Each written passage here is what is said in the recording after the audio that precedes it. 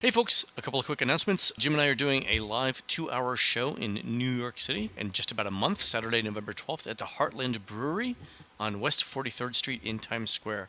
The event starts at 11 a.m. and includes lunch. We're going to be talking about the history of unbuilt Disney attractions, all kinds of super interesting stuff. Jim and I have been digging through the Disney archives, looking for fun stories to tell. Some of them I think have never actually been told before. I'm really looking forward to that. Get more details at etccustomevents.com. This is our second live event. The first one sold out, so space is limited. And like the first one, we are working with ETC Custom Events in New York. Again, etccustomevents.com.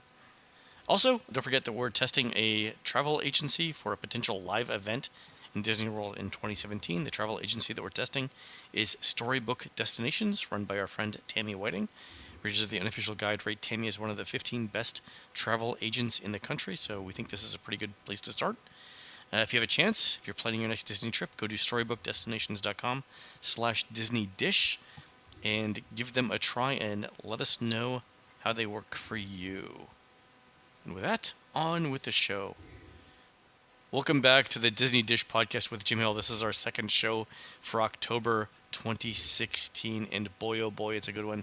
Let me bring in one Mr. Jim Hill. Jim, how's it going? Oh, I'm getting out of the wind. Oof, oh. That's right. As we're recording this, Disney World is just recovering from Hurricane Matthew, right? Yeah, and in fact, we had one of our listeners, a Patrick Redbeard25. He reached out through Twitter, I guess just this morning, and said that he and his family are staying at Animal Kingdom Lodge during the storm. And he wanted to know if we had any stories about how Disney hurricane proofs the resort. Oh, that's fantastic. I've been through a couple of hurricanes, several hurricanes living in Florida, but none in Disney. So what's the story, Jim? Well, it actually is something that's literally built into the building of the parks. Back in 2014, actually 2013, they took us, myself and Nancy, through the construction site of Diagon Alley. Then they were still basically structural steel, a lot of this. And they told the story about they had just done the hurricane test, which, if you can believe it, involves basically setting up a cannon with a 2x4.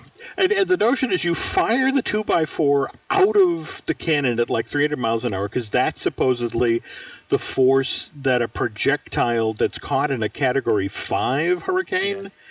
But you shoot it into a show building, and if it withstands it, you then okay, so we can now put the theming and the signage in and that sort of thing, because we know the building itself will stand up to this force. And Disney's been doing this since construction of the resort in Florida started going vertical in 1969, and there's been all of this talk about this is only the fourth time that Disney World is closed for a hurricane, and that's not entirely true. August of 85, the Disney Resort actually closed at 5 p.m. that day because Hurricane Elena was a tropical cyclone that eventually grew to Category 3, was bearing down on Central Florida. And then 10 years later, August 2nd of 1995, Hurricane Erin. That time around, they opted to open the parks late. The three parks that they had then went with an 11 a.m. close so they could get in and take care of the various storm damage. But the first time the parks actually officially fully closed down was Hurricane Floyd, and that was in September 14th, 1999. There was a Category 4 storm coming out of the Bahamas and seemingly aimed straight at Central Florida. Mm-hmm. So Disney World closes for the first time. And what's kind of interesting is how they then decided, all right, who's in jeopardy here? For example, they approached guests who were staying in a wing of the All-Star Sports and just kind of went, you're kind of in a low-lying area, and we're going to evacuate you guys to the convention center at Coronado Springs. They set up cots and stuff like that. They didn't do that this time. No, but at the same time, they went through the parks and they made decisions about what could potentially get caught up in a storm. And so, for example, is that day, if you were in the parks prior to the closing, you walk through like MGM and they had pulled all of the signage, all of those movie theater type letter signs down. I was a little intrigued by the difference this year versus in previous years where regarding food and provisions. So, a friend of ours, mutual friend of ours, Mike Scopa, was Mm, in Disney World during a hurricane one time, and if I recall the story correctly, Mike said that they came around with boxed meals mm-hmm. for people to eat during this storm. So they were essentially handing them out. I think Mike was at one of the All Star resorts when this happened. Mm-hmm. This year was a little bit different. They were charging $13 Yeah, for boxed and meals, and boy, that I don't know if you've seen the pictures on social media where it's like your dry white bread sandwich and your bag of pretzels and your apple, yeah, and it made an airline meal look enticing. coupled with the fact that no beverage. And it's just one of these things from a PR point of view, this is going to kind of bite Disney in the butt. Though weirdly enough, all of these images seem to be coming out of Port Orleans. Yeah, it looked like Calcutta. You saw the scenes on social media. Yeah. The lines for these things that go like a quarter of a mile or whatever. Going forward here, I'm going to be fascinated to hear from folks who actually get out into the parks after this, because I'm sure you've seen some of the images that were out there for yesterday, where the teams had actually gotten into the park on Wednesday night and started doing prep. So every banner, every flag, anything that could be a sail like object for the storm was Hmm. gone. It was already down. Decorative items that couldn't be removed were tied off. Hmm. You know how Disney's gotten into this practice of whenever they're working on a building and they have a facade that they're working on to cover all of the gantry and that sort of stuff, they've begun doing these sort of printed versions of the exterior of the building, which they then hang on all of the facade. Yeah, the theme scrims. Yeah, The, they yeah, the theme scrims, those all came down, yeah, they get you torn to know. shreds. Yeah, yeah, yeah. So I'm going to just be fascinated to hear what people who get into Animal Kingdom tomorrow they're going to say, because it's like, first of all, I want to know what happened to the floating mountains. Are they still floating? Ooh, they're probably in one of the worst periods of construction for that because all of the exterior work is done, but Yeah. it's not completed, so they haven't had a chance to clean up all. Oh, I bet you they spent the last couple of days just pulling like lumber and stuff like that off the Oh, I construction. hope so. And likewise, horticulture's been in there just doing the initial groundwork for the plantings and all that. Speaking of Animal Kingdom and new stuff, you think this is going to delay the opening of Rivers of Light? Are you? You've been hearing the same thing I'm hearing now. The April now is November. I heard late October, early November, but Yeah. they're probably going to spend most of the next week just sort of recovering from the storm, I'm thinking. And beyond that, one of the big questions that I heard was how much the infrastructure that they put in may or may not be damaged based on the storm. So, from what I understand, the floats are using GPS and other sort of in park beacons Hmm. to figure out where they are in relationship both to the edges of the lake and to each other. But I think they're going to need to go back and retest all of that. Oh, no doubt. So I think that's going to delay them, I think. I mean, there's no way that they're really going to get people in to start testing until, let's say, Monday, which would be the 10th. It's probably going to take them at least till the 17th to figure out or to assess the damage. And let's face it, Rivers of Light is not going to be one of the high priority items in case is any damage in Walt Disney World. So, end of this month, early November. Hmm. I think I have heard that they've successfully tested the show a few times. The reason that they wanted to get it running for November is, the holiday crowds will be arriving soon, which it brings us in a weird sort of way to Disney Springs, because you saw the story that broke this week about the third parking structure, right? Yeah, I think Laurel wants to call it the pamplemousse, which is I think French for grapefruit. It's the same theme, right? Oh, that's good. Orange, lime, and the pamplemousse. Okay. Pamplemousse, yeah, exactly. Okay, good. Because Wow. like half the people who go there will be, how'd they come up with that name? Anyway, Hmm. so no, we were just there not last week but the week before, Hmm. and I have this goal to eat in every single Disney restaurant, food cart, and Hmm. kiosk. So there were a couple I hadn't tried. Tried the new Blaze Pizzeria. I finally got back to Deluxe Burger. And there were a Hmm. couple of other small places that we tried. We can talk about that. Yeah. So do you want to talk about that? We'll talk about food at Walt Disney World. Yeah, let's do that. The first place I went to that I was really excited for was Blaze Pizzeria. Pizza's sort of a sore topic for Disney because I don't think they do it particularly well. Hmm. There's Via Napoli in Epcot that does pretty good pizza, but beyond that, in terms of true pizza, not flatbreads or anything like that, Disney doesn't really do pizza well, Hmm. right? So I was interested to see how this thing turned out. It sort of follows the concept that you're familiar with Moe's Southwest. Yeah.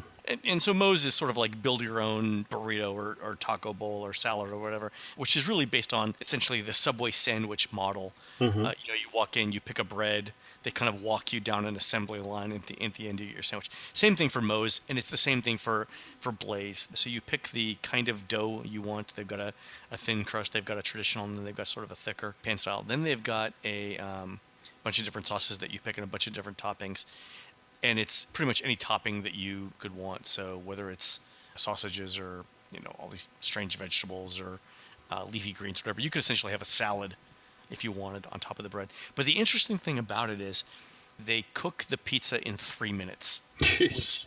Yeah, which I mean, it goes from dough to brick oven charred in 180 seconds, which is really kind of impressive. And when you think about how long it takes to just microwave a pizza, I mean, it's a good 2 minutes to microwave a pizza. So to get an actual baked pizza in another minute after that, really not bad at all. Most of the pizzas start at around $10. I think the more expensive ones, you can add a couple more bucks onto that, but $10 for a really good sized pizza. I had the meat eater pizza, pepperoni, meatballs, mozzarella, red sauce. They're sort of their fluffy dough, which added a couple more bucks into it, but it was delicious. I'm telling you, Jim, it was fantastic. Laurel had a vegan one with no cheese or whatever. The crust is very good. It's got that brick oven taste to it.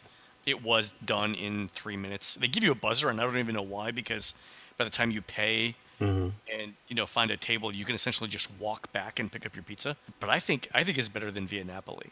Wow. Yeah, the toppings are sort of uneven. I've talked to people who've been there before. Like, I had a ton of toppings. And the toppings were fully cooked through in the 3 minutes. I've heard that when Blaze originally opened up, they were going a little light on the toppings because they were concerned that not everything would be cooked in the time it takes to pass the dough through the oven. But I think they've got more comfortable with that. I had no problem with the toppings. The food was delicious. The service was excellent.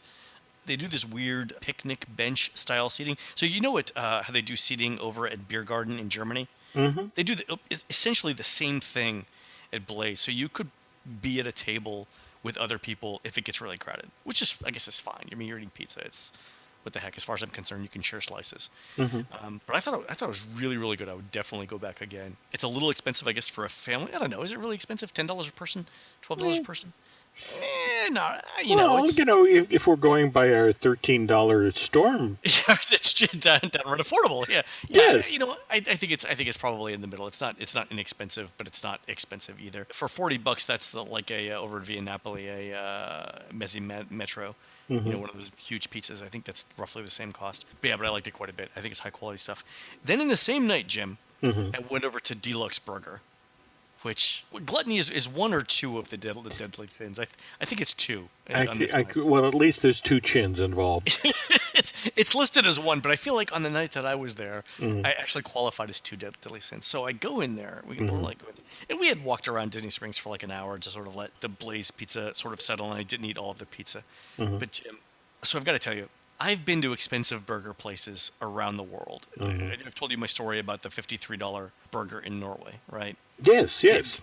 They've got nothing on the cost of hamburgers at Deluxe Burger. So Laurel and I each got a milkshake and a burger, and it was almost $60. It's a 15. You know the scene in Pulp Fiction where John Travolta goes, "I gotta taste what a $5 milkshake is like." Imagine that, but adjusted for inflation, it's a $15 milkshake now. And granted, it had some alcohol in it. Laurel's did. I got the birthday cake milkshake, which I like birthday cake flavored things. Back when Cold Stone, the ice cream place, opened up and they did cake batter, I used to get that and mix in some Kit Kat bars just for the right thing. Because, you want to be diabetic in your 20s. But I like cake batter flavored things. So I got the cake batter flavored milkshake, which was, again, like $12.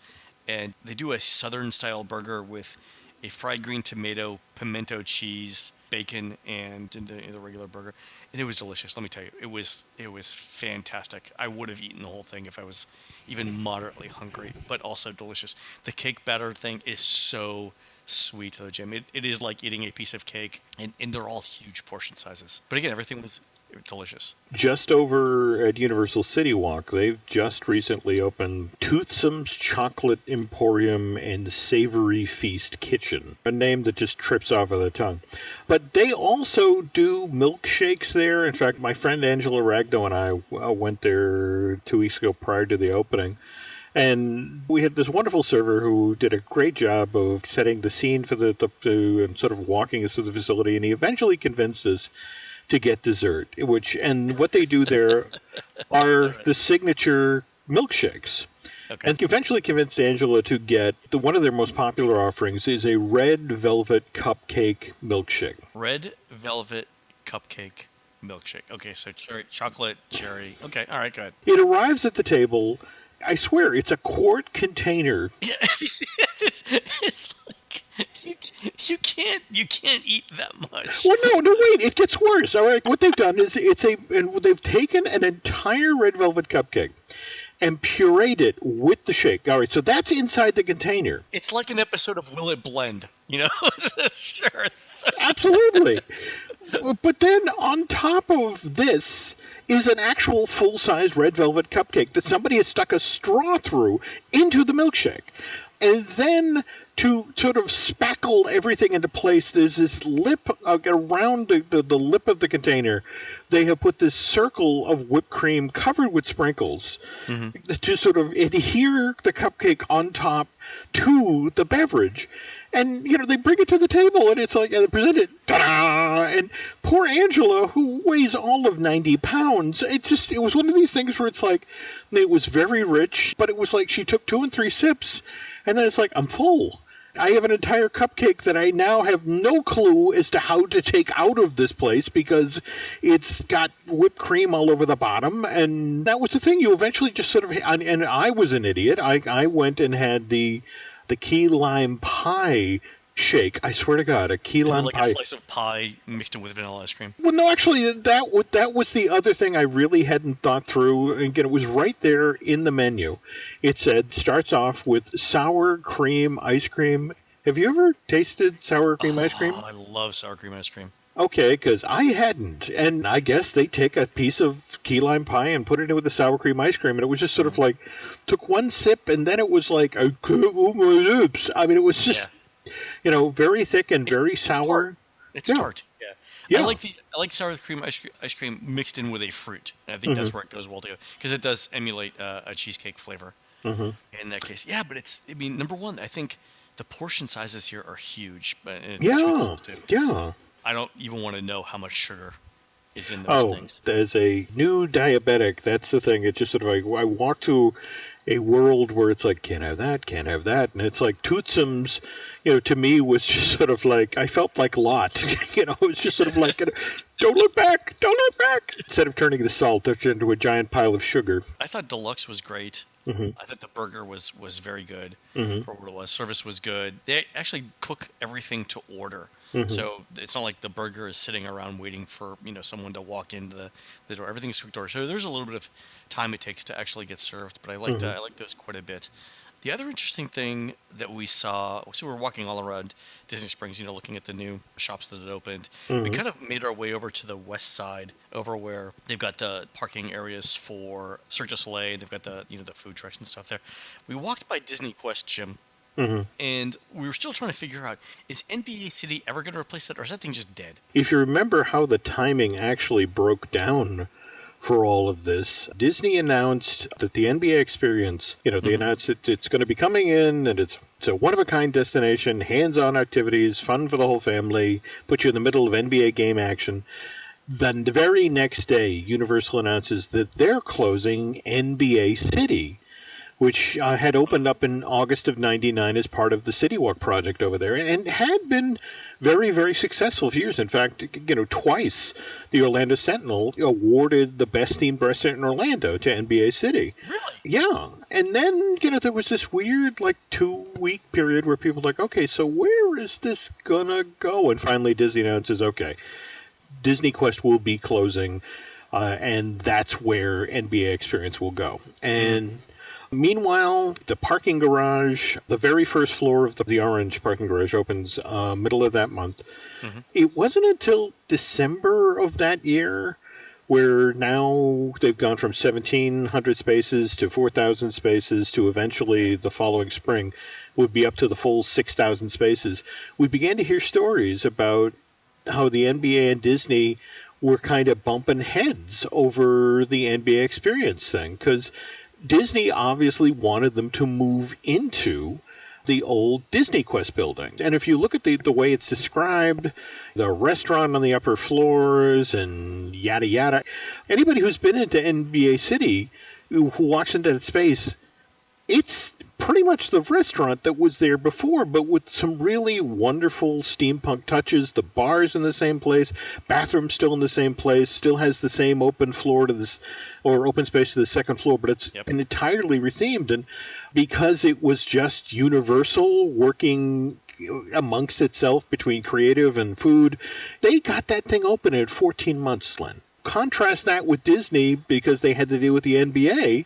Hmm. By December, it's like, no, we want a brand new building. You tear down Disney Quest, and sure, we'll be happy to build it there. In fact, we'd love to have our facility just down the street from Splitsville. And Disney's like, no, that would mean we'd have to put a giant crane next to, we're doing demo right next to our giant parking garage that we just built to Yeah. make this thing as smooth as possible, for people to get easy to get out of it. It's like, we're not doing that. And so now, while nobody has officially said this project is dead, right now staffers, folks who were working at Disney Quest were told, look, we're closing in 2016 and start looking elsewhere on property for jobs because we're closing this. This is going to be an NBA experience. Last time I heard, everyone at Disney Quest had been told, look, your job is safe through Hmm. 2017 at the very least. Yeah. No. These are the poor people who, as far back as 2006, were told, oh, by the way, you're closing in 2008. It's one of these things where it's like, oh dear, where I'm working is closing. I should go find cardboard boxes to pack my. Screw it. This is never closing. That's the sad part. I think the next hurricane that hit Disney World, we had a Category 6, flat in the place. Disney Quest will still be standing. It'll be the last thing to go. That's fine. Yeah, I don't see any way that they bring in a crane Mhm. to demo that unless they're doing the parking garage right next to Orange at the same time. That's really, really tight. The third parking garage is actually being built on the other side of Buena Vista Drive. It's out behind the Speedway gas station, in between Right. there and the casting center. So, to Disney's way of thinking, they're going to try to make it as easy as possible, particularly for the next year or so, to get in and out of Disney Springs because they want locals, they want people who are vacationing at Walt Disney World to go there because they haven't made anywhere near the foot traffic, the projections they thought. Really? Yeah. Well, attendance is down, so.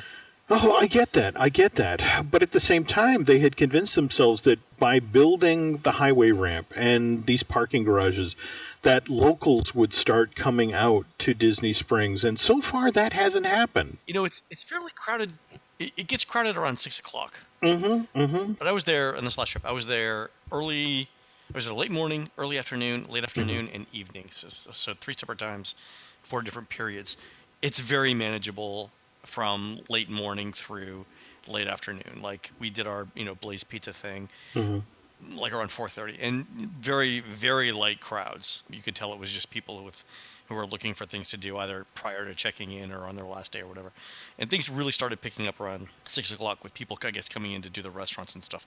And the restaurants tend to get packed, but the shops that they've got, Mm-hmm. that they have the original lineup on. The thing that Laurel and I were trying to figure out while we were there this last time is who buys some of these things. And let me give you an example. And this could be part of the problem, right?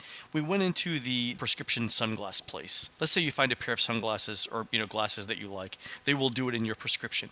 It takes 7 days Yeah. to get those back. And so for the vast majority of tourists, Mm-hmm. you're not going to buy them there, right? You might find a style of frame that you like and then bring it back to your local optometrist to buy, but you're not going to buy them there, wait a week and ship them. So there are some unusual places there that I don't know what you would buy. I will say the vast majority of the clothing retailers there are dealing in things like shoes and accessories, Yeah. which you would expect people might buy. There's a huge Uniqlo, the Hmm. clothing designer, the fast fashion clothing, and they've got a lot of fun stuff. If somehow if you find yourself in Walt Disney World Hmm. and either the airline lost your luggage or you plainly just forgot to pack, you could buy an entire wardrobe's worth of stuff at Uniqlo for $100 and be absolutely fine. I mean, it's inexpensive clothes. It's all fast fashion stuff. But some of the stuff, yeah, I just don't get. Like, there's a place that sells Hawaiian themed jewelry. I don't know that that's what I'm thinking of when I go to Orlando. There's another place that, and I forget the name of it, but they call themselves, quote, purveyors of whimsy. And they've got these like signs Hmm. made of wood that are like 3 feet across and 4 feet high with whimsical sayings on them. I don't know that that's the kind of thing you buy. You go to Disney Springs and you say, I really want this and I can't get it anywhere else. I, And so you say that the foot traffic isn't there. So is it the sales or yeah. is it the people that are that? Well, right now it's sales. The concern at Disney is that they're just not getting the locals to come in the way they wanted. So, for example, the resort has just okayed a huge last minute decorative program for both Halloween and Christmas for Where oh where is Disney going to find Christmas decorations, Jim? If only there was a warehouse where they could. Yeah, but this is stuff that's got to be new for there, and that's the other thing. Initially Disney's thinking was, well, we don't have to do anything new for Disney Springs because it's new, Yeah. and the fact that, geez, we're not getting the foot traffic that we wanted, and what had been a project for say year 2, year 3, custom decorations or distinct. Because face it, this is supposed to be Florida lakeside town with different neighborhoods, and the initial plan was that each neighborhood was going to have different decorations because this is the more modern part of town, or this is the part Right. of town that was built in the 40s. Yeah, so the landing would have their own decorations. There we go. Marketplace would have their own. Okay. I'm hearing talk of moving the Osborne lights over to Disney Springs starting in 2017. Number one, it would totally make sense. Like you Hmm. said, they could theme like an entire walkway. I'm just thinking, Jim, pedestrian freaking nightmare. Well, not only that, Len, but think about that. Just it isn't a question of doing this like on Streets of America over at the Disney Hollywood Studios. Yeah. You now have to go to each individual lessee and explain that, look, we're going to string lights over the front of your building, and when we do whatever we do every 15 minutes or so, your sign has to go dark. That thing you paid big bucks to custom fit that lures people into your shop has That, to yeah, go. that tells you what's behind the door. Yes. You're going to turn that off 2 or 3 times an hour.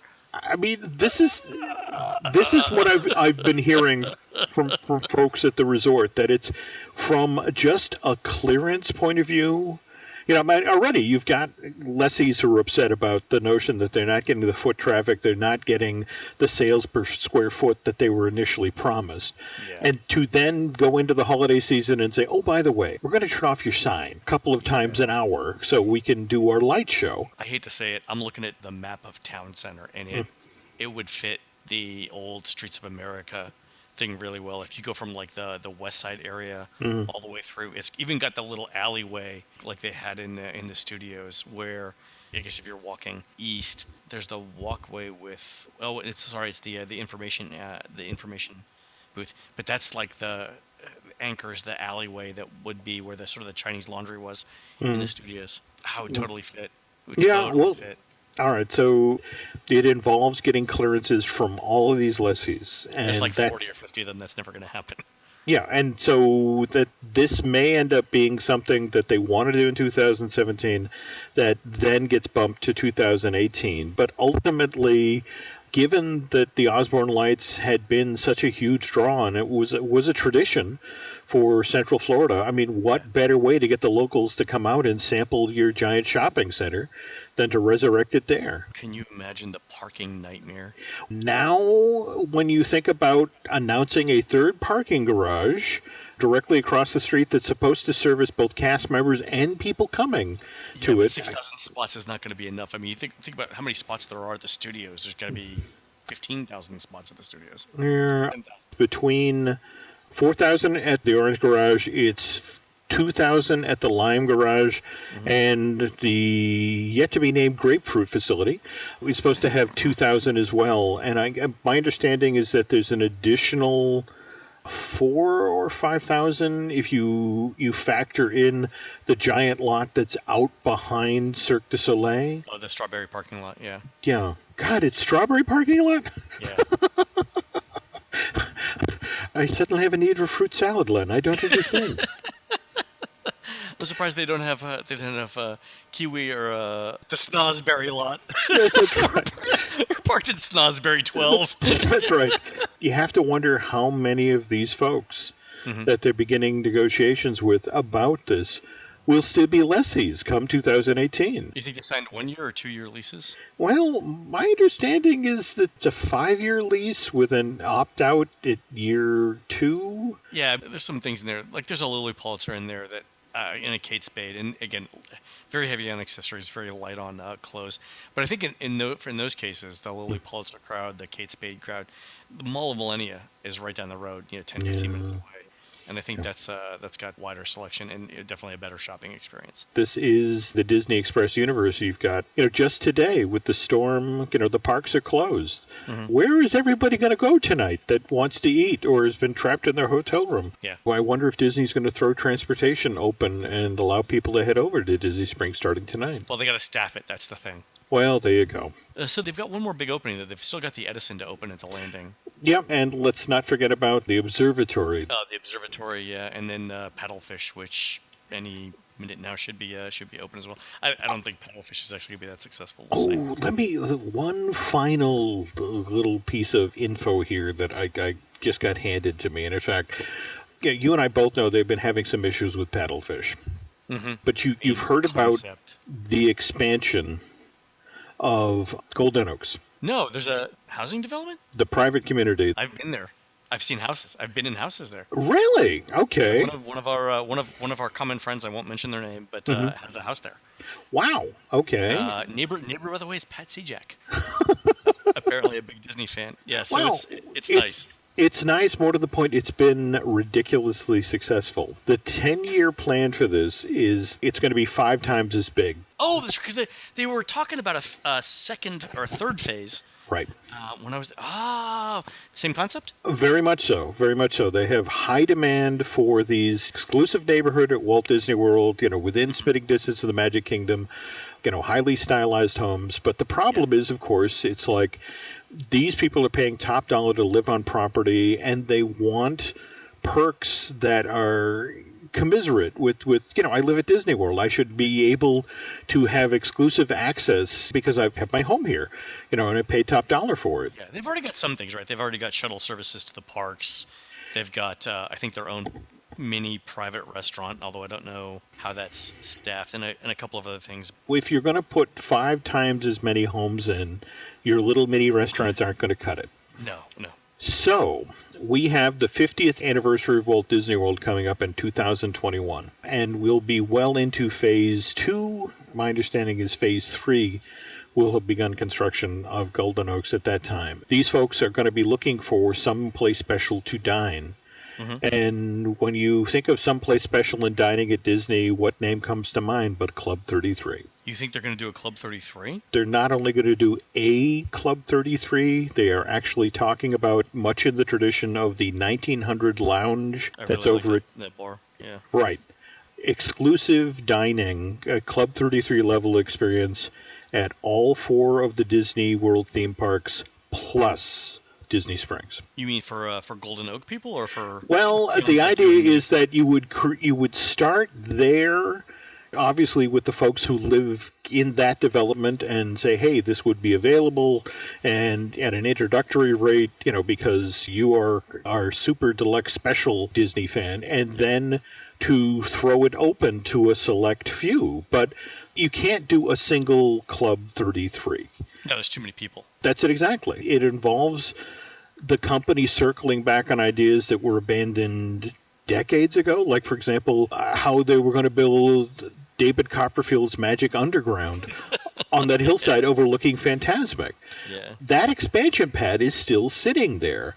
When that park opens and it has Star Wars experience and Toy Story Land and becomes the super hot facility that they believe it's going to be, the notion of that you could put an exclusive Disney themed dining experience where the Magic Underground was going to go. And I've even heard talk of the Ratatouille ride from Disneyland Paris that, is supposed to be a 50th anniversary offering for Walt Disney World. We've hinted at it, but we haven't Oh, said well, where or okay. when. Then Zerat is that. out of the bag. Okay. I think when you originally told it to me, it was only like 3 people in the Disney company knew that it was approved. Yeah. You were So, protecting a source who would have said that it was coming. That was like that's months ago. well, evidently, it's moved far enough along now that they're actually talking about the space upstairs that it would make sense if they were going to do a Club 33 type restaurant for Epcot. One especially that would allow people much the same way as when their Phantasmic is being presented. Oh, do it! Oh, with whatever's going to replace Illuminations over at There we France. go. Well, so that's interesting because Monsieur Paul gets good ratings from unofficial guide readers. I personally don't think it's that good. I would be much more interested in seeing it as a club. The reason for that is this: just purely from an economics perspective, they would make vastly more money turning that into a Club 33 experience than they would keeping it as Monsieur Paul. Because you remember back in the early part of this decade, in the early 2010s, Hmm. you could still get on the waiting list for Club 33 for something between $10,000 and $15,000. Yep. And it came with a number of perks. Among those were, I think, 8 Premier Prep passes. So for people like us, Hmm. where we could write that off as a business expense and then get the passes, you could kind of squint your eyes and see your way to paying that kind of money just to be able to do entertaining and as a perk or whatever. But then they upped it. What is the current rate, like $30,000 or Oh, $40,000? yeah. Coupled with the fact that now the bringing guests into the park element has been pulled off the table. I mean, a lot of what made Club 33 special.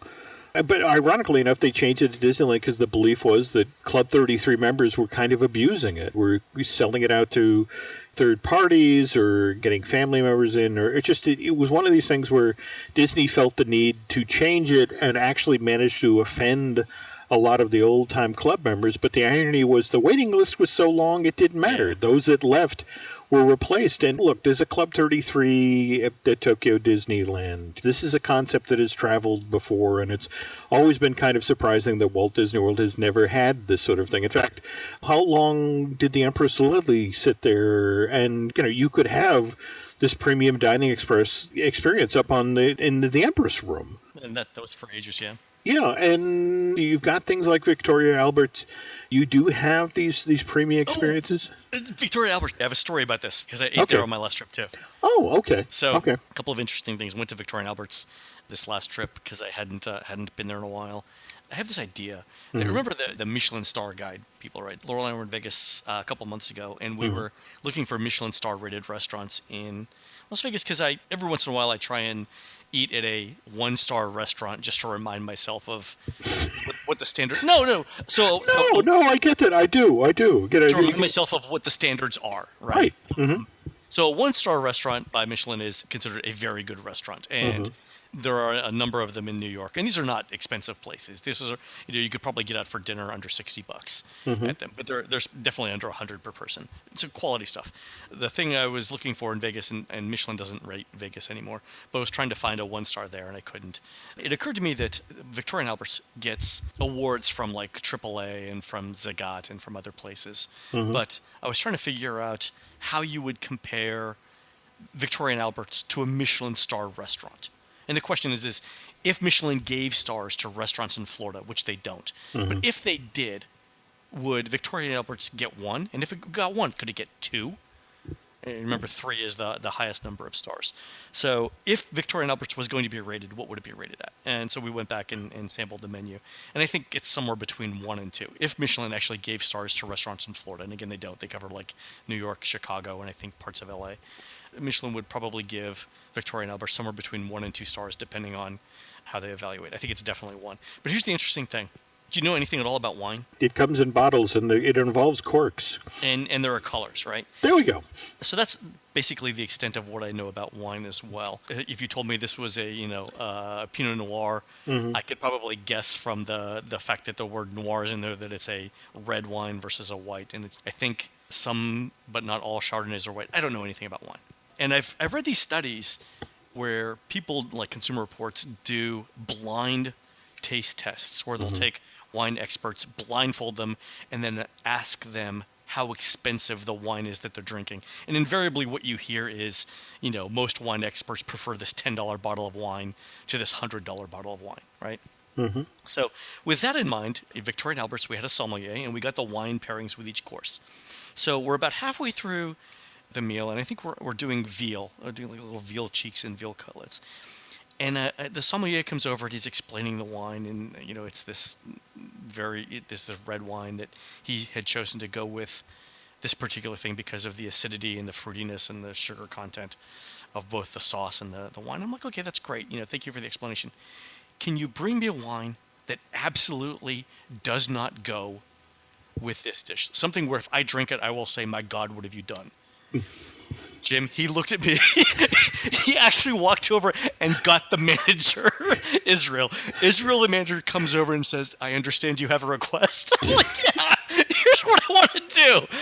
And I told him I was the sommelier. I'm explaining to the sommelier, and I'm explaining to Israel, the manager. I'm like, you could tell me whatever you want about the wine, and I am not entirely convinced that I can tell the difference. What I want you to do is bring me a wine, a red wine, because we're comparing rice and rice, that absolutely no one in their right mind would ever drink with this dish. And then I want you to explain to me why it tastes bad. So they talk amongst themselves. They come back, and I'm like, look, dude, I'll pay for the wine. Whatever it costs, I will pay for the wine. Just, I want to know. So he thinks about it for a second, and I mean, you could tell this dude was really thinking. He's going through the list in his head. Hmm. He's consulting the phone book size wine list that they have at Victoria and Albert's. And finally, he picks something, and he comes back. He's like, okay, here's what I've picked. And, it's this French wine. He's like, absolutely will not go.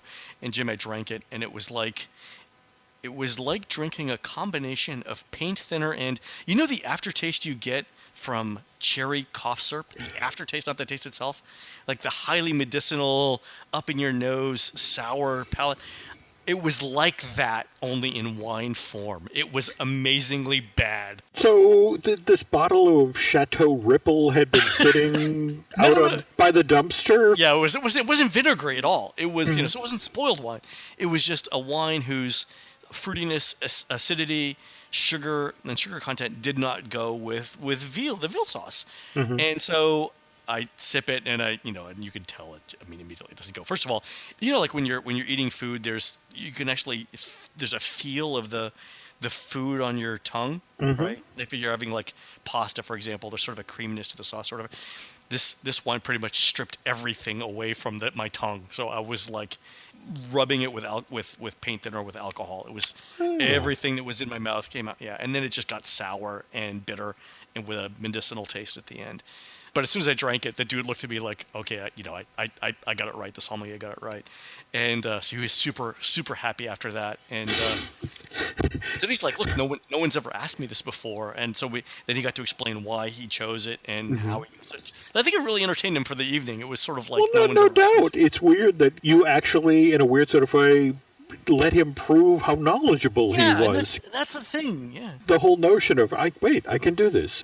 That really is one of those rub your head and pat your tummy moments. Yeah, it's the exact opposite. And it, I think he enjoyed it. He said it made him think. Hmm. And it was definitely not a normal request, but just the fact that the manager came over and said, "I understand you have a request, sir."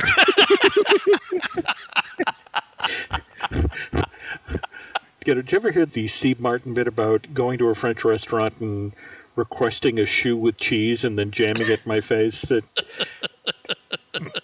well, No. that's what you asked for. You speak French poorly. That can happen. But So I encourage our listeners, next time you go somewhere, they've got either a wine pairing or a wine list, or they've got a sommelier, and they make a recommendation. Just ask them if you could try a wine, if they could recommend a wine that absolutely does not go with whatever you're eating, and then have them explain why.